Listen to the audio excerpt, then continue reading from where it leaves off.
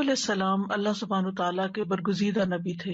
اللہ تعالیٰ کی طرف سے ان پر ایسی شدید آزمائش آئی کہ وہ بہت لمبی بیماری میں مبتلا ہو گئے، اور اس کی وجہ سے ان کے اہل و عیال بھی ان سے جدا ہو گئے، یا یہ بھی کہا جاتا ہے کہ وہ فوت ہو گئے، مال مویشی بھی ہلاک ہو گئے۔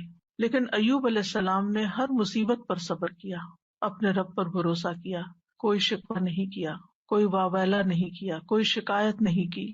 جب تکلیف حد سے بڑھ گئی تو انہوں نے اللہ تعالیٰ سے دعا کی، اے میرے رب، مجھے بیماری لگ گئی ہے اور تو رحم کرنے والوں میں سب سے زیادہ رحم کرنے والا ہے۔ تو اللہ سبحانہ تعالیٰ نے ان پر اپنی رحمت نازل کی، ان کی دعا قبول فرمائی اور حکم دیا کہ زمین پر اپنا پاؤں مارو۔